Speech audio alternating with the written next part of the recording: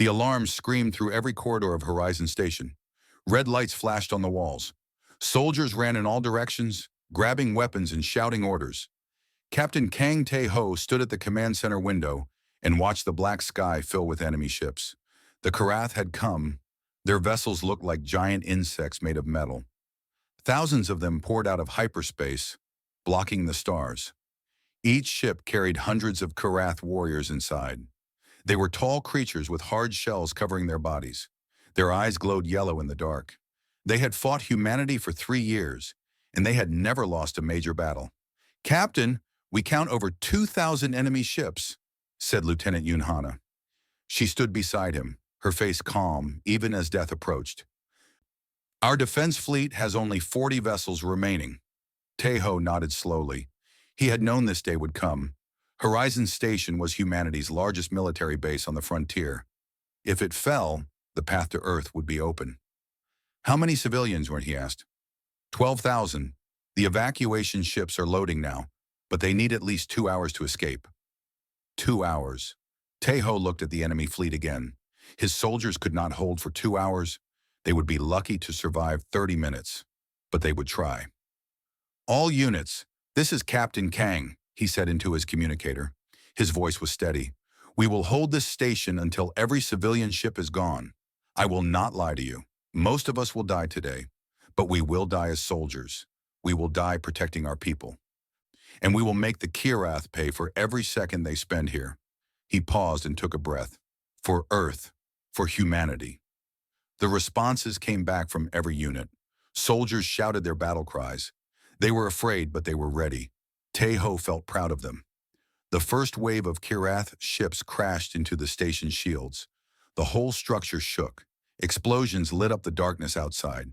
Human fighters flew out to meet the enemy, their small ships dancing between the massive Kirath cruisers. Tae-ho watched his pilots die. One by one, their signals disappeared from the screen, but each one took enemies with them. They rammed their ships into Kirath vessels. They fired until their weapons melted. They never ran. "Shields at 60%, Hana reported.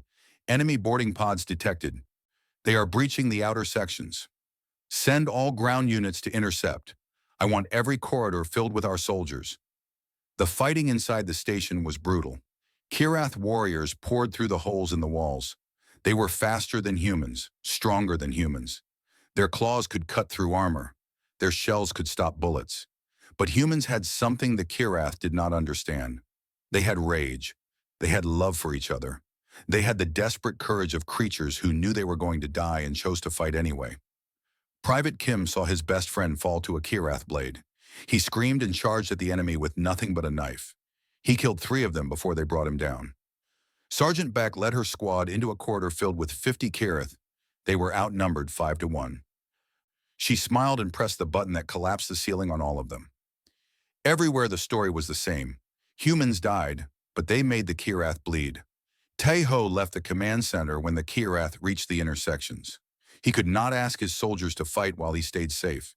He grabbed his rifle and walked into the battle. The next hour was a blur of fire and blood. Tae-ho killed more enemies than he could count. He was shot twice, cut 3 times. His armor was broken. His helmet was gone. But he kept fighting. Hana stayed beside him the whole time. She saved his life 4 times. He saved hers 3 times. They did not need words. They had fought together for years. They knew each other's movements like they knew their own. "The evacuation ships are launching," Hana said during a brief pause in the fighting. 15 minutes until they reached safe distance." 15 minutes. They had held for almost 2 hours. The station was falling apart around them. Fires burned everywhere. Bodies covered the floors. But they had done it. "All units, fall back to the reactor core," Tae-ho ordered. "We make our last stand there." The surviving soldiers gathered in the reactor room. There were less than 100 left from the original 3,000. They were wounded, exhausted, and out of ammunition. But they stood ready. Tae-ho looked at the main reactor. A plan formed in his mind. "When the Karath break through, I am going to overload the reactor," he said. "The explosion will destroy this entire section of the station. It will take their command ships with it." "Captain, you will die," Hana said. "We are all going to die, Lieutenant. This way, We take more of them with us. Hana stared at him for a long moment. Then she nodded. It has been an honor, Taiho. The honor was mine, Hana. The Kirath smashed through the doors. Hundreds of them poured into the room. The humans fired their last bullets, swung their empty rifles like clubs, fought with their bare hands. Taiho reached the reactor controls. He looked at the enemy swarming toward him. He thought about Earth, about the blue oceans and green forests he would never see again. He thought about his mother, who had died when he was young. He hoped she would be proud. He pressed the button. The explosion was visible from space. 3 Kirath capital ships vanished in the blast. Thousands of warriors died in an instant. Far away on her throne world, Queen Vela of the Kirath Empire watched the battle footage. She saw the human captain fight against impossible odds. She saw him choose death to protect his people. She saw his face in the final moment, calm and unafraid. Her advisors called it a victory. Horizon Station was destroyed. The path to Earth was open. But Vela saw something different. She saw a species that would not break. She saw soldiers who laughed in the face of death. She saw a captain who could have surrendered and lived, but chose to die standing. The Kirath had won the battle, but they had paid a price they never expected. And for the first time in her long life, Queen Vela felt something strange and uncomfortable growing in her chest. She wanted to meet a human. She wanted to understand. She did not know it yet, but this small curiosity would change the fate of 2 civilizations. In the wreckage of Horizon Station, rescue teams found one survivor. He was buried under rubble, barely breathing, his body broken but alive. Captain Kang Tae-ho opened his eyes in a Kirath medical pod 3 days later. His war was not over. It was just beginning. Tae-ho woke up in pain. Every part of his body hurt. He tried to move his arms, but they felt heavy and weak. Slowly, his eyes adjusted to the dim blue light around him. He was floating in some kind of liquid. A glass tube surrounded him. Strange machines beeped and hummed nearby. This was not a human medical room. The liquid drained away. The glass tube opened. Tae-ho fell forward and landed on his knees, coughing and gasping for air. 2 Kirath guards stood before him. They were tall, nearly 8 feet, with dark shells that looked like polished stone. Their yellow eyes watched him without emotion. "The human is awake," one of them said in broken English. "Bring him to the queen." Tae-ho tried to stand, but his legs would not hold him. The guards grabbed his arms and dragged him out of the room. They moved through corridors made of strange, organic material.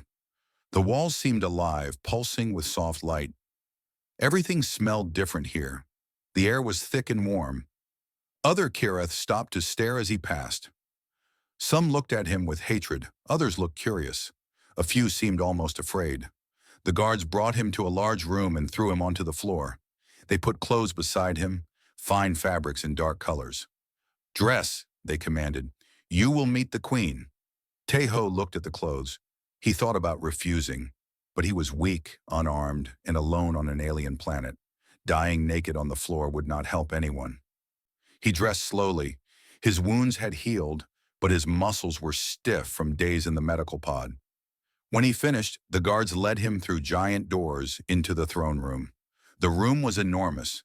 Pillars of black stone rose toward a ceiling so high he could barely see it. Thousands of Kirath filled the space, standing in perfect rows. They did not move. They did not speak. They watched him with their glowing eyes. At the far end, on a throne made of crystal, sat Queen Vela. Tae-ho had seen images of Kirath before. He had fought them in battle many times, but he had never seen anything like her. She was beautiful in a strange and terrible way. Her shell was not dark like the others. It shimmered like liquid silver, catching the light with every small movement. Her form was more elegant, more refined.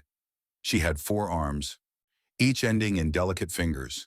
Her face was almost human, if humans had skin like pearl and eyes like golden fire. She rose from her throne and descended the steps toward him. The crowd parted before her like water. When she spoke, her voice was soft and clear, and she spoke in perfect Korean. "Captain Kang Tae-ho, the hero of Horizon Station, the man who killed 3,000 of my warriors." Tae-ho forced himself to stand straight. He looked directly at her eyes. "I would have killed more if I had more bullets." A murmur went through the crowd. Some of the Kyrath reached for their weapons, but the queen raised her hand and they stopped immediately. She smiled. At least Tae-ho thought it was a smile. You are brave or perhaps foolish. My advisors tell me there is little difference with humans. Your advisors talk too much. Yes, they do. She stopped a few feet away from him. This close, he could see the tiny patterns on her shell, like frost on a window. I have studied your species for many years, Captain. I learned your languages. I watched your films, read your books, listened to your music. I wanted to understand my enemy. And what did you learn? That you are fascinating. She began to walk in a slow circle around him. You are weak. You live such short lives. Your bodies break so easily. You have no natural weapons, no armor, no special abilities. And yet you fight. You always fight. Even when there is no hope, you fight. She stopped in front of him again. At Horizon Station, you could have surrendered. You could have lived. Instead, you destroyed yourself to hurt us. Why? Tae-ho thought about his soldiers. He thought about the civilians on those evacuation ships. He thought about Earth. Because some things are worth dying for. The queen studied him for a long moment. Then she did something unexpected. She waved her hand, and all the Kyrath in the room turned and walked away. In seconds, the great throne room was empty except for the two of them. I am tired, Captain, she said. Her voice was different now, softer, almost sad. This war has lasted 3 years. My people have won every battle, but we have paid a terrible price. For every world we take, we lose thousands. Your species will not surrender. You will not break. You will fight until every last human is dead. Yes, we will. I believe you. She moved closer to him. So I have decided to end this war in a different way. She reached out and touched his face with one of her hands. Her fingers were cold and smooth. Marry me, Captain Kang. Become my consort, a symbol of unity between our species. And I will end this war tonight. No more death, no more destruction. Peace between human and Kyrath. Tae-ho stared at her. He was sure he had heard wrong. You want me to marry you? Yes. The queen of the Kyrath Empire wants to marry a human soldier. Yes. He almost laughed. You are insane. Perhaps. She stepped back and clasped her hands together. But I am also the only thing standing between your species and extinction. My generals want to burn Earth to ashes. My admirals want to hunt down every human colony and destroy them. I am the only one holding them back. Her golden eyes locked with his. Accept my proposal, and humanity survives. Refuse, and I will personally oversee the destruction of your homeworld. I will watch Earth burn, Captain, and then I will find every human hiding in every corner of the galaxy, and I will end them. Tae-ho felt cold inside. He searched her face for any sign of a lie. He found none. Why? He asked. Why do you want this? You could have any Kyrath. Why a human? The queen was silent for a moment. When she spoke again, her voice was almost a whisper. Because I want to understand. You fought at Horizon Station with no hope. You should have despaired. You should have given up. But in your final moments, you were not afraid. You were at peace. There was something in your eyes that I have never seen before. She touched her chest where a human heart would be. I want to know what that is. I want to feel what you feel. And I believe you can teach me. Tae-ho looked at this alien queen, this monster who had destroyed so many human worlds. He thought about saying yes. He thought about saving billions of lives. But then he thought about Hana. He thought about his soldiers who died at Horizon Station. He thought about what it would mean to become the pet of the enemy. No, he said. The queen tilted her head. No? I will not marry you. I will not be your symbol. Send me back to my people or kill me now. But I will never stand beside you as your husband. He expected anger. He expected her to call the guards to have him executed. Instead, she smiled again. I thought you would say that. She turned and walked back toward her throne. You will remain here as my guest, Captain. Perhaps in time, you will change your mind. I will not. We shall see. She sat on her crystal throne and looked down at him. We have much time, you and I am very patient. The guards returned and took him away. Tae-ho did not know it yet, but his life had just changed forever. The room they gave Tae-ho was beautiful. Soft lights glowed from the walls. A large bed sat in the center, covered with fabric softer than anything he had ever touched. Windows showed a view of the alien city below, towers of crystal and metal rising toward a purple sky. It was a palace. It was also a prison. The doors would not open when he tried them. There were no weapons, nothing he could use to fight or escape. Kirith's servants brought him food 3 times a day. They did not speak to him. They did not look at him. Tae-ho spent the first week trying to find a way out. He searched every corner of the room. He tested every wall. He studied the patterns of the guards outside his door. Nothing. There was no escape. On the 8th day, Queen Vela came to visit him. She arrived without warning, the doors sliding open as she walked in alone. No guards, no servants, just her, in robes of silver and gold that matched her shimmering shell. "How are you finding your rooms?" she asked. "They are a beautiful cage." "All homes are cages of one kind or another." She moved to the window and looked out at the city. "My palace is my cage. My throne is my cage. Even my crown is a cage." Tae-ho watched her carefully. "Am I supposed to feel sorry for you?" "No, I am just stating a truth." She turned to face him. "I came to talk with you, if you will allow it." "Do I have a choice?" "You always have a choice. That is what makes humans interesting." She gestured to 2 chairs near the window. "Sit with me, please." Against his better judgment, Tae-ho sat. The queen sat across from him, her golden eyes studying his face. "Tell me about Earth," she said. Tae-ho blinked. "What?" "Your homeworld. I have seen pictures, but pictures cannot capture everything. Tell me what it feels like to be there." He did not want to talk to her. He wanted to hate her, but something in her voice was different today. She sounded genuinely curious, almost like a child asking questions. "Earth is varied," he said slowly. "There are mountains and oceans, deserts and forests, snow in some places, heat in others. Every part of the planet is different. And you can visit all these places?" "Yes. Before the war, people traveled all the time. For vacation, for work, for no reason at all." "For no reason." The queen repeated the words like they were strange and wonderful. "My people do not do things for no reason. Everything has a purpose. Everything serves the hive." "That sounds exhausting." She made a sound that might have been a laugh. "It is efficient, but I wonder sometimes if efficiency is everything." Over the following weeks, the queen visited often. She asked about everything: human music, human food, human relationships, human dreams. Tae-ho found himself answering, first with reluctance, then with growing ease. He told her about seasons, how the world changed from hot to cold and back again. She had never experienced seasons. Her world had the same temperature all year. He told her about crying, how humans released water from their eyes when they felt strong emotions. She was fascinated by this. Kirith did not cry. They had no way to express sadness except through words. He told her about love, how humans chose partners not for practical reasons, but because of feelings they could not control. She listened to this with intense interest, her head tilted to one side. "You choose your mates based on emotions? Not on genetics or social status?" "Sometimes social status matters, but mostly yes, we fall in love. We cannot help it." "Fall in love." She tasted the phrase, like falling into a hole.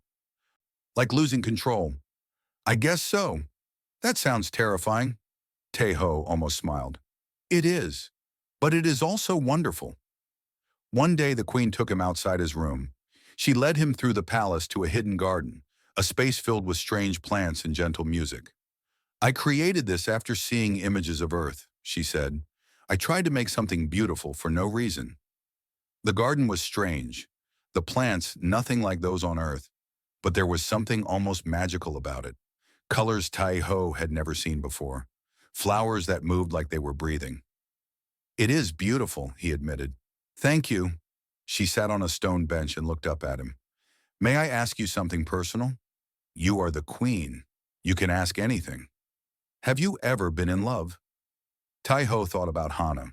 They had grown up together, trained together, fought together. He had loved her for as long as he could remember, but he had never told her. There was never time. There was always another battle, another mission. Yes, he said quietly. Once. What happened? I never told her. And then the war started, and now I am here. The queen was silent for a long moment. That is very sad. Life is sad sometimes. Not for the Karath. We do not allow sadness. It is inefficient. She touched one of the flowers gently. But sometimes I wonder what we are missing. Meanwhile, far across the galaxy, Lieutenant Yun Hana refused to give up. Everyone told her Taiho was dead. The official report said he died in the explosion at Horizon Station. There was no body, no proof of survival, but Hana did not believe it. She gathered a small team of soldiers who owed their lives to Taiho. She called in every favor she had. She stole a ship that could travel undetected through Kirith space. This is suicide, said Sergeant Park, one of her team. The Karath throne world is the most protected planet in their empire. I know, Hana replied. We have almost no chance of success. I know. Then why are we doing this? Hana checked her weapons, her eyes hard with determination. Because Taiho would do the same for any of us. Because he is alive, I know he is. And because I am not going to let him rot in an alien prison while I sit here doing nothing. The team looked at each other. Then one by one, they nodded. All right, Park said. Let us go save the captain. Back in the garden, Taiho and the queen sat in comfortable silence. The strange flowers swayed in an artificial breeze. The music played softly. I am not a monster, Vela said suddenly. Taiho looked at her. You have destroyed human worlds, killed millions of people. I have. In war, terrible things happen. But I am not cruel.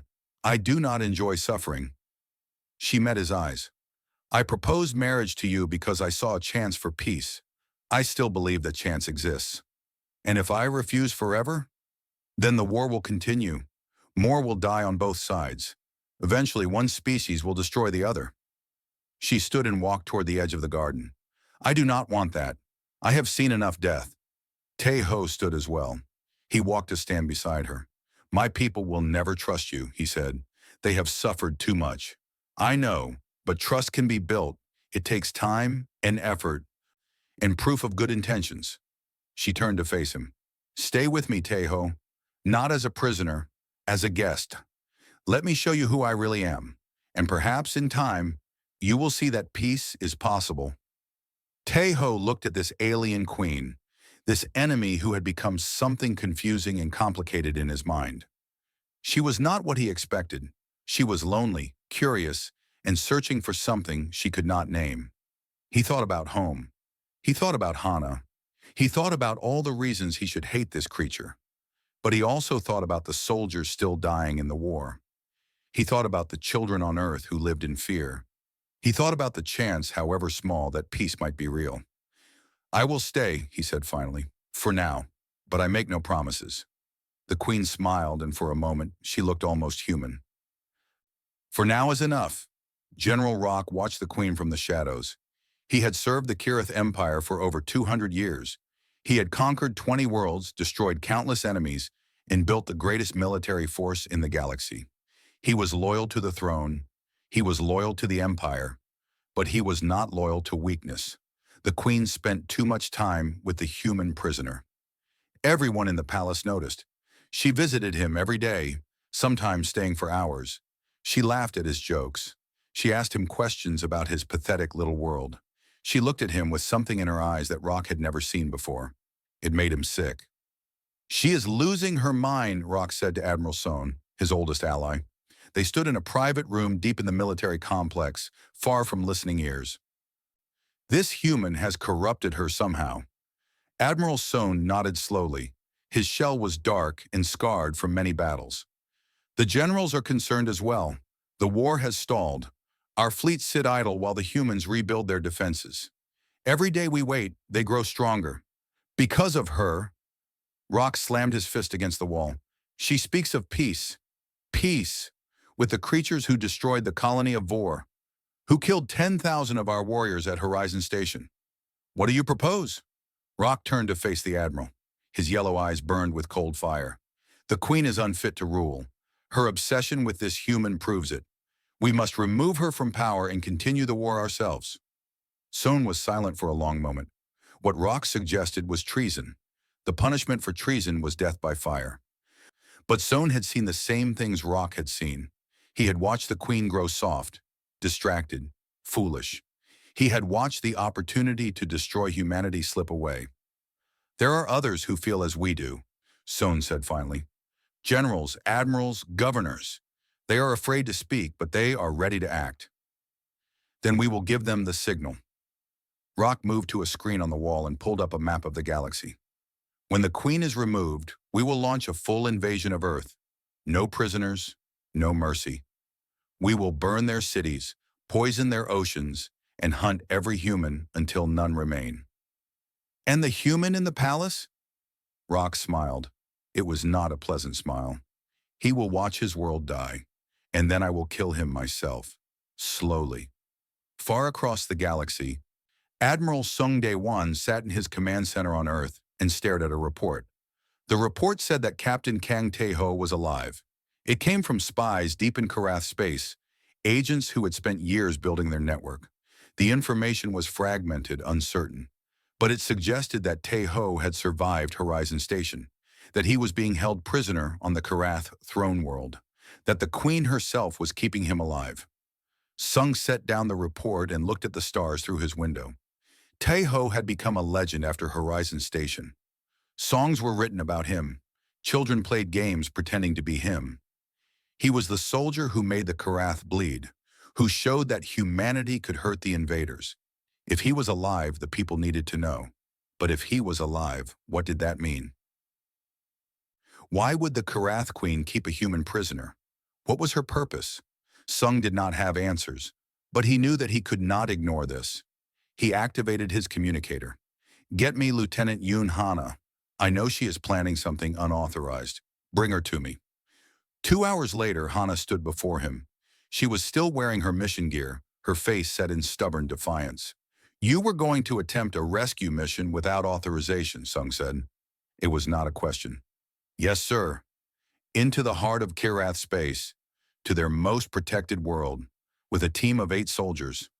Yes, sir. Sung studied her. She was young, fierce, and completely insane.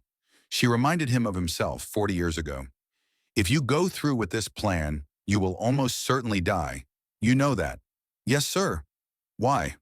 Why throw your life away? Hana met his eyes. Because Tae-ho would do the same for me. For any of us. He never left a soldier behind. Not once. I will not leave him behind either. Sung was silent for a long moment. Then he stood and walked to the window. Officially, I cannot approve this mission. It would be a diplomatic disaster. If the Kirath captured you, they would use you as proof that we cannot be trusted. Hana's face fell. Sir, However, Sung turned back to face her. If a certain ship happened to disappear from our records, and if a certain team happened to go missing, there would be nothing I could do about it, especially if I did not know anything about it. He handed her a data chip. This contains everything our spies have learned about the Karath throne world, security patterns, patrol routes, weak points in their defenses. Use it wisely. Hana took the chip with trembling hands. Thank you, sir. Do not thank me. Bring him home. And Lieutenant? He looked at her with the weight of 30 years of war in his eyes. If you cannot bring him home, make sure he knows that Earth never forgot him. On the Kirath throne world, Tae-ho walked through the palace gardens with Queen Vela. It had become their routine. Every afternoon, they walked and talked. She asked questions and he answered. Sometimes he asked questions too, and she answered. He learned that she had been queen for only 50 years, young by Karath standards. Her mother had died in battle against a species that no longer existed. Vela had been raised to rule, trained to conquer, taught that emotion was weakness, but she had always felt different. She had always wondered about things her people did not wonder about. Beauty, art, love. My people think as one, she told him. The hive mind connects us. But I have always heard my own voice more clearly than the others. My advisors call it a gift. I call it loneliness. You are lonely? Tae-ho was surprised. You rule billions. I command billions. There is a difference. She stopped beside a fountain that sprayed water in patterns of light. No one in my empire sees me as a person. I am a symbol, a function, a position. To them, I am the queen, nothing more. And to me, she looked at him with her golden eyes. To you, I am Vela. Just Vela. You argue with me. You disagree with me. You look at me like I am real. Taeho did not know what to say. He had started this as her prisoner. He had hated her. He had wanted her dead. But now, after weeks of talking, he saw something different. He saw a woman trapped by her own power, a ruler who wanted to be more than a ruler, an alien who was not so alien after all. I still do not agree to marry you, he said. I know. And I still do not forgive what your people have done to mine. I know that too. But, he hesitated, I am starting to understand you, and that is something I never expected.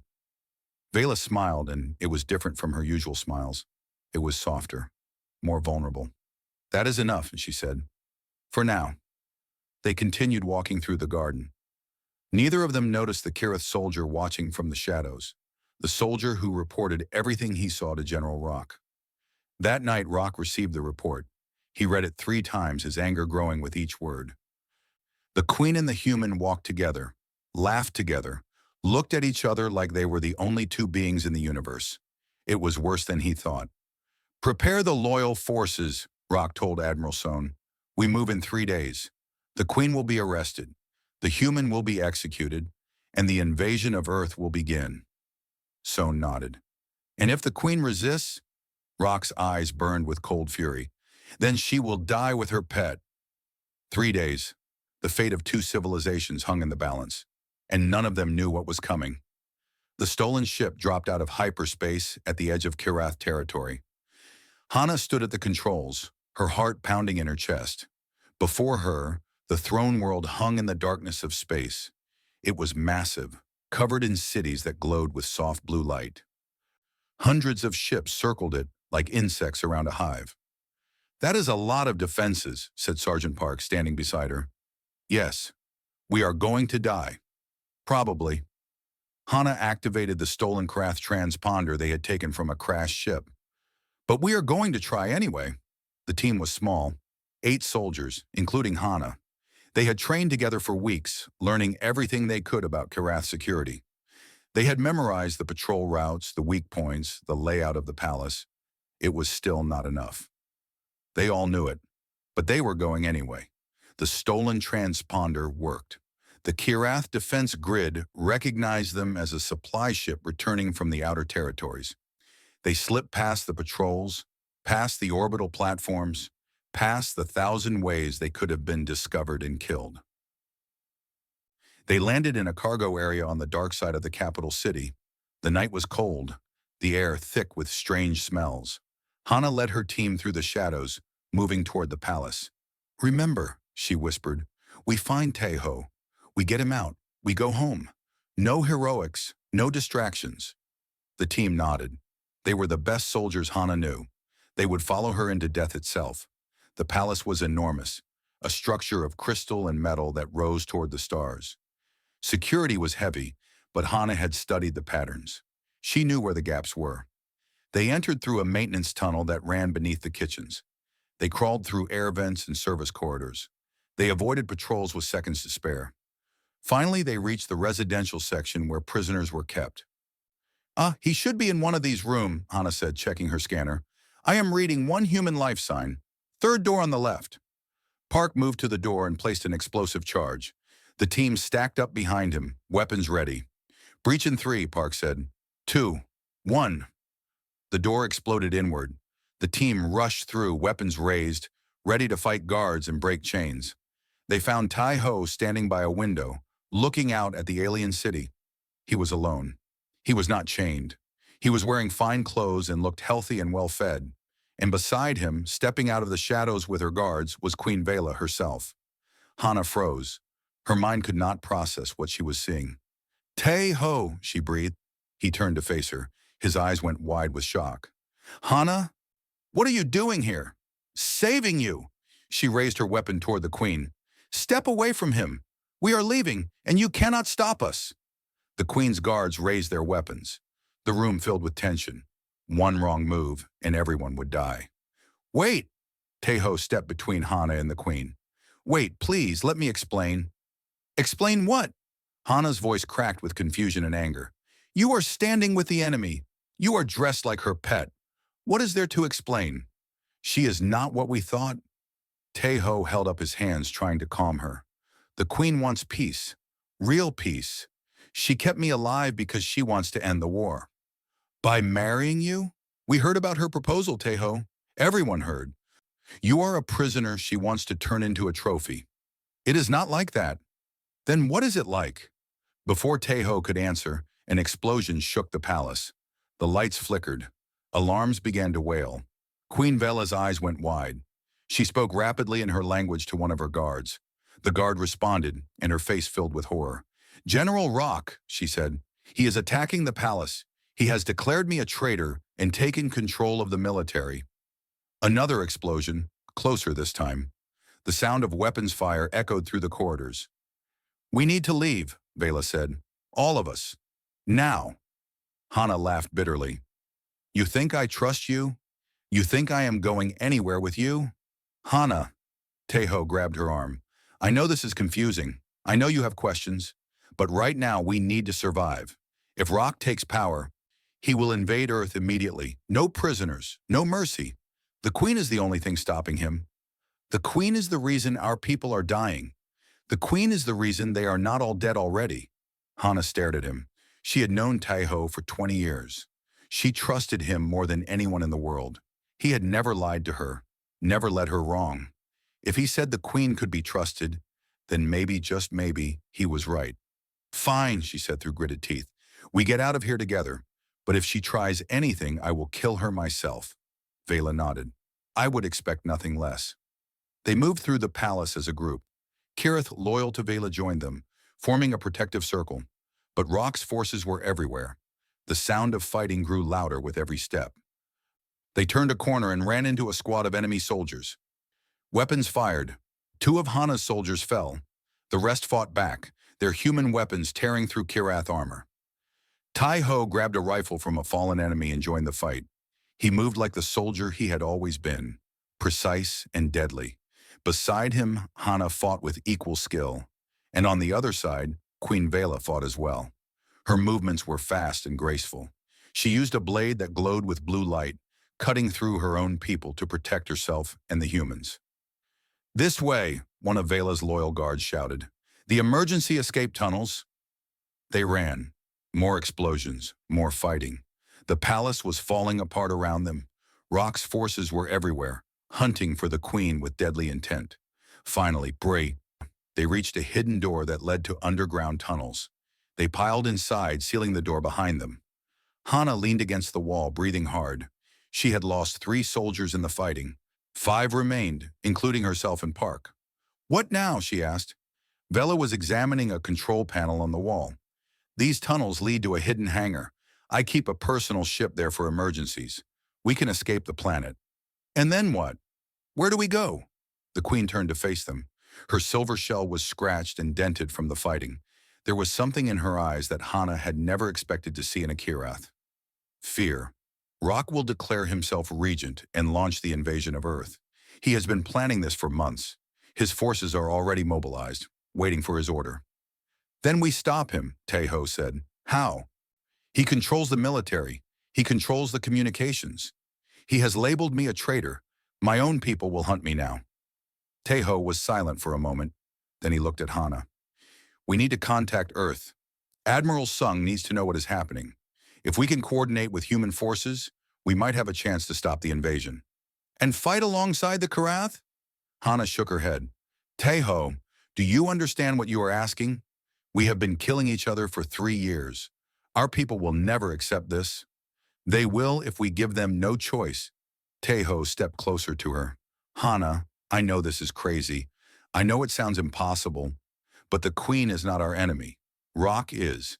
And if we do not stop him, everyone dies. Humans and Kirath alike. Hana looked at the Queen. She looked at Teho. She thought about Earth. About all the people who would die if the invasion came. She thought about the 3 soldiers she had just lost, about all the soldiers who had died in this stupid, endless war. "You really believe this can work?" she asked Tai-Ho. "I believe we have to try." Hana closed her eyes. When she opened them again, her decision was made. "All right, we work together, for now." She pointed at the queen. "But you stay where I can see you. And if you betray us, if you do anything to hurt my people, I will kill you.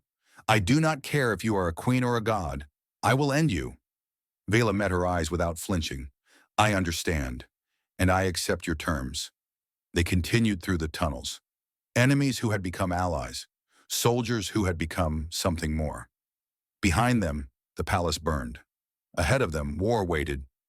And somewhere in the darkness, General Rock smiled and gave the order to destroy Earth. They reached the hidden hangar as the sun rose over the Karath capital. The ship waiting for them was small but fast, designed for stealth rather than combat. They piled inside and launched before Rock's forces could find them. Vela sat in the pilot seat, her hands moving over controls that glowed with soft light. Beside her, Tai-Ho watched the burning palace disappear behind them. "Where do we go?" Hana asked from the back. She was tending to the wounds of her surviving soldiers.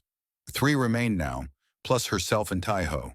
5 humans and a handful of Kirath loyalists against an empire. "There is a moon on the edge of the system," Vela said. "An old mining station, abandoned for decades. Rock does not know about it. We can hide there and plan our next move." The ship jumped to faster-than-light speed.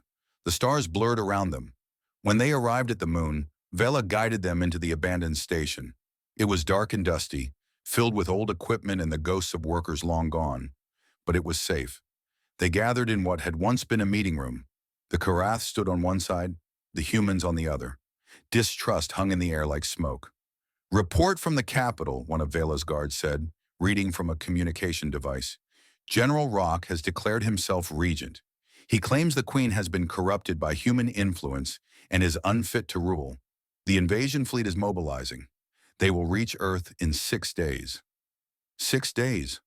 Hana felt her heart sink. Even if they sent a warning now, Earth's defenses could not prepare in time. "There must be something we can do," she said. Vela was silent for a long moment. She stared at the wall, her golden eyes distant. "There is one possibility," she said finally, "but it is dangerous, and it would require something I have never done before." "What?" "I must speak to my people, all of them, through the hive mind." The Karath guards exchanged nervous looks. One of them spoke up. "Majesty, the hive mind is controlled by the central spire. General Rock holds the spire now. If you try to broadcast through it, he will block you. Not if I am inside the spire when I do it." Silence filled the room. "You want to go back," Tai-Ho said slowly, "to the throne world, to the most heavily defended location in the Empire. It is the only way. If I can reach the central spire and broadcast a message to all Kirath, I can reveal Rock's treachery. I can show them the truth. Many will not believe him if they hear my voice directly. And if they still follow him," Vela met his eyes, "then we will have tried, and we will die knowing we did everything possible." Hana shook her head. "This is insane. We barely escaped the first time. Going back is suicide." "Yes," Vela agreed, "but what is the alternative? We hide here while Rock destroys Earth? We run while billions die?" She stood and walked to the window, looking out at the stars. "I have made many mistakes in my life. I have ordered attacks that killed thousands of your people. I have let my generals commit atrocities in my name. I told myself it was necessary, that it was war, that I had no choice. But there is always a choice." She turned to face them. "I choose to try, even if I fail. Even if I die. I choose to fight for something better than endless war." Tai-Ho stood and walked to stand beside her. He looked at Hana. "She is right. We cannot hide. We cannot run. If there is any chance to stop this invasion, we have to take it." Hana wanted to argue. She wanted to tell them they were both crazy, that this plan would get them all killed, that she had not come this far just to die in a failed assault.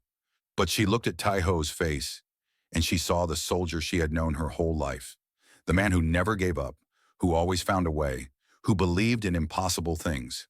She sighed. "Fine, but we are going to need more than hope. We need a plan, weapons and reinforcements. Tejo smiled. Then we better get to work. They spent the next 2 days preparing. Vela contacted Karath loyalists in secret, gathering those who were willing to fight against Rock. The numbers were small, maybe a few hundred against millions, but every soldier counted. Hana contacted Admiral Sung on a secure channel. The Admiral's face appeared on the screen, lined with worry. Lieutenant Yoon, I was afraid you were dead. Not yet, sir, but we need help. She explained everything. The Queen's proposal, Rock's coup, the plan to stop the invasion. Sung listened in silence, his expression unreadable. When she finished, he was quiet for a long time.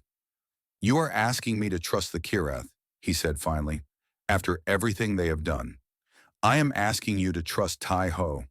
He believes this is real. He believes peace is possible.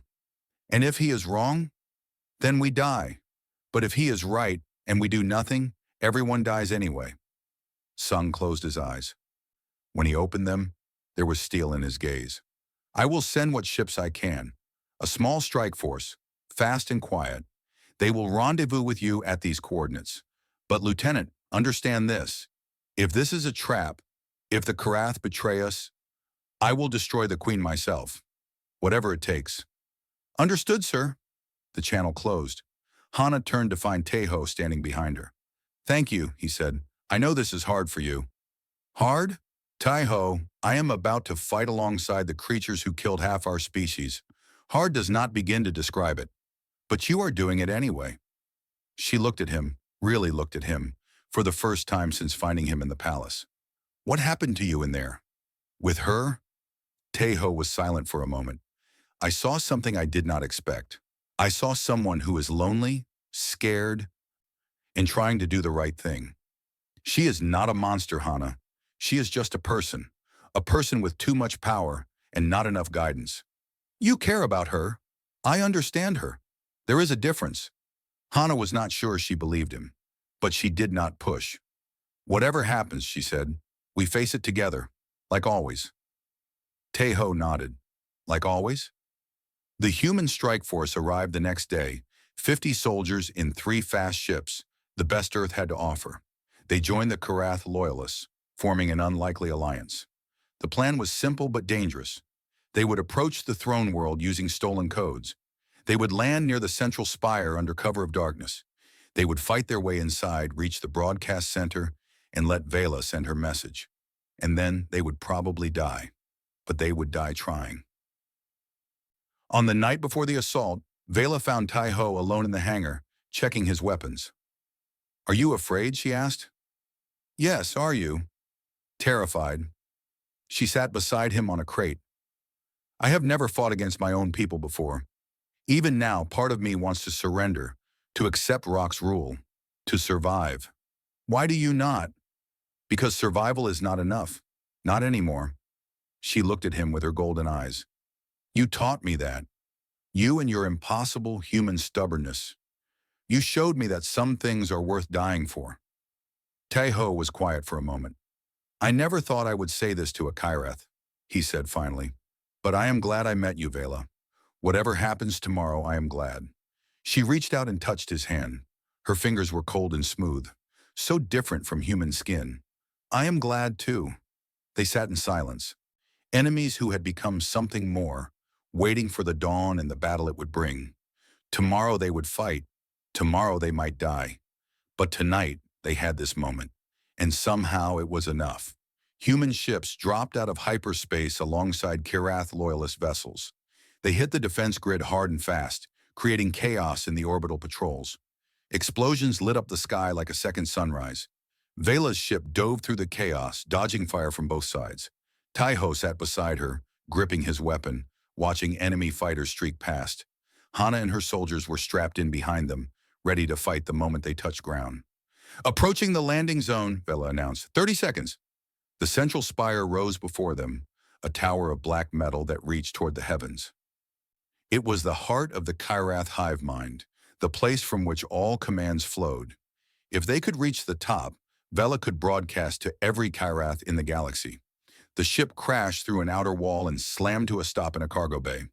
Before the dust settled, they were moving.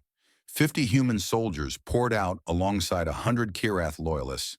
They formed into squads and pushed forward, fighting through corridors filled with enemy troops. Tai-Ho stayed close to Vela. He had made a silent promise to protect her, to make sure she reached the broadcast center. Hana moved on his other side, her weapon never stopping. The fighting was brutal. Rock's soldiers were well-trained and heavily armed. They fell back slowly, making the attackers pay for every meter. "We are losing too many," Hana shouted over the noise. "We cannot keep this up." "We only need to reach the top," Tai-Ho replied. "Push forward." They reached a central elevator that would take them to the upper levels. But before they could enter, a massive shape blocked their path. General Rock. He was huge, even by Kirath standards. His shell was scarred from 100 battles. In his hands, he held a blade that crackled with energy. "The false queen and her human pets," Rock said. His voice was deep and filled with contempt. "I knew you would come. I have been waiting." Vela stepped forward. "Stand down, Rock. This madness ends now." "Madness? You are the one who betrayed our people. You are the one who chose humans over your own kind." He pointed his blade at Tai-Ho. "You even fell in love with one of them. Do not deny it. I saw how you looked at him. What I feel is none of your concern. What matters is the survival of our people. Our people will survive. They will survive when every human is dead, when Earth is burned to ash, when the galaxy knows that the Kirath cannot be defied." Rock raised his blade. "But first, I will kill you, and then I will kill your human lover." Slowly, he charged. Vela met him with her own blade. The clash of energy weapons filled the chamber with light and sound. They moved faster than Tai-Ho could follow, their forms blurring as they fought. Rock was stronger. He was bigger. He had centuries more experience. Each blow pushed Vela back. Each strike came closer to breaking through her defenses. Tai-Ho raised his weapon, trying to get a clear shot, but they were moving too fast, too close together. He could not fire without risking Vela. Rock landed a hit. His blade sliced across Vela's arm, cutting deep. She cried out and stumbled. "Weak," Rock said, advancing on her. "Just like your human friends. Weak and pathetic and doomed." Tai-Ho moved without thinking. He threw his weapon aside and charged at Rock with nothing but his fists. It was stupid. It was suicidal. A human had no chance against a Kirath general in close combat. But Tai-Ho did not care about chances. He cared about Vela. He cared about the future they were fighting for. He slammed into Rock's side, knocking the general off balance. Rock roared with fury and swung his blade. But Tai-Ho was already moving, ducking under the attack and striking at the joints in Rock's armor. It was not enough to hurt him, but it was enough to distract him. Vela used the moment. She drove her blade into a gap in Rock's armor, piercing deep into his side. Rock screamed. He threw Tai-Ho aside with a powerful blow that sent the human crashing into a wall. Pain exploded through Tai-Ho's body. He heard ribs crack. Darkness crept at the edge of his vision. But through the haze, he saw Rock turn back to Vela. He saw the general raise his blade for a killing blow. And he saw Hana. She had circled behind during the fight. Now she stood at Rock's back, her weapon pressed against a gap in his neck armor. "For Horizon Station," she said. "For everyone you killed." She fired. Rock fell. The general who had conquered worlds, who had commanded millions, who had nearly destroyed humanity, collapsed to the floor and did not move again. Silence filled the chamber. Hana rushed to Tai-Ho and helped him stand. His body screamed with pain, but he forced himself to move. "The elevator," he gasped. "We need to get Vela to the top." They reached the broadcast center as the battle raged below. Vela, wounded but alive, approached the central console. It glowed with soft blue light, connected to every Kirath in the galaxy. "This is it," she said. "When I activate this, they will all hear me. Every Kirath in the Empire. I will show them what Rock planned. I will show them the truth." "Will they believe you?" Hana asked. "I do not know, but I have to try." Vela placed her hands on the console. Light flowed up her arms, into her body, into her mind. Her eyes began to glow brighter than Tai-Ho had ever seen. When she spoke, her voice was everywhere. It echoed through the spire, through the ships in orbit, through every Kirath world in the galaxy. "My people, I am Vela, your queen. The one Rock called a traitor, the one he tried to kill. I speak to you now not as your ruler, but as one of you. Listen to my words. See my memories. Know the truth. Through the hive mind, she shared everything. The years of war, the cost on both sides, Rock's coup, his hatred, his plan to continue fighting until nothing remained. And she shared something else, something personal, her conversations with Tai-Ho, her growing understanding of humanity, her belief that peace was possible, her hope for a future where Kirith and humans could coexist. I have met a human, she said, a soldier named Kang Tae-Ho. He was my enemy. He should have been my prisoner, but he became my friend. He showed me that strength is not only in conquest, it is in the courage to change. It is in the ability to grow beyond what we were. She paused. When she spoke again, her voice was soft. I am asking you to choose. You can follow Rock's path and continue fighting until we destroy each other. Or you can follow me and build something new, something better. The choice is yours. She released the console and collapsed. Tae-Ho caught her before she hit the ground. Did it work? She whispered. Tae-Ho looked at the screens around them. Across Kirath's space, ships were stopping. The invasion fleet, moments from attacking Earth, was holding position. Look, Hana said, pointing out the window.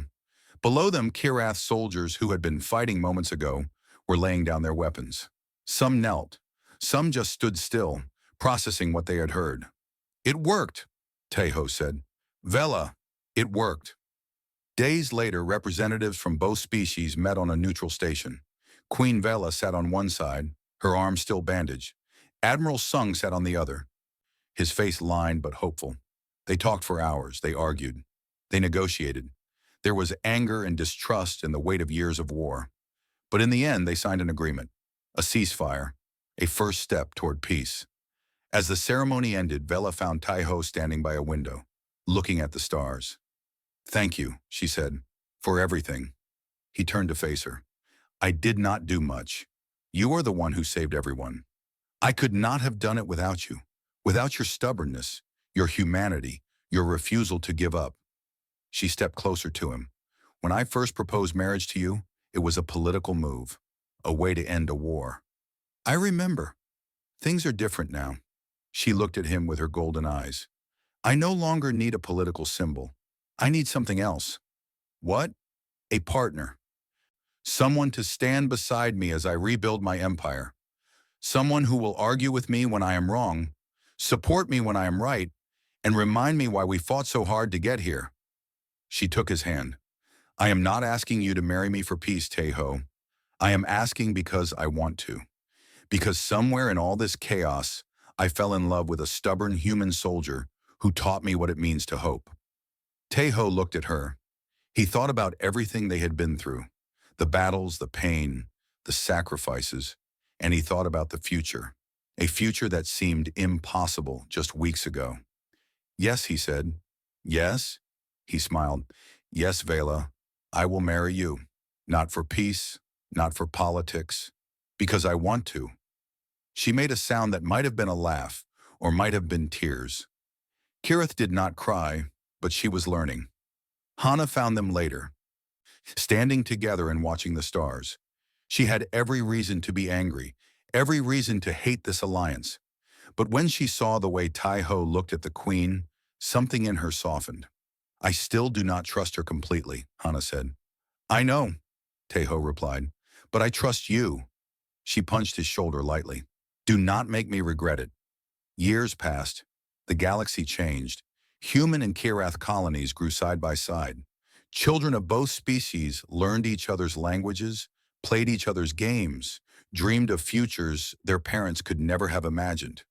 Tai-Ho and Vela ruled together, bridging two civilizations. It was not easy. There were setbacks and conflicts and moments when everything seemed ready to fall apart. But they never gave up. They faced every challenge together. Human stubbornness and Kirath wisdom combined into something new. One evening, on the anniversary of the Battle of the Spire, they sat on a balcony overlooking a city that belonged to both species. The sunset painted the sky in colors neither world had seen alone. Do you ever regret it? Vela asked. Leaving your people? Marrying a monster? Tai-Ho took her hand. It was still cool and smooth, so different from human skin, but it felt like home. "You were never a monster," he said. "You were just lost. We both were. But we found each other, and that is something I will never regret." She leaned her head against his shoulder. Somewhere in the stars, the old enemies had become something new, something better, and it all began with a stubborn human soldier who refused to give up. That is the human way. That is what makes them beautiful. That is what makes them eternal.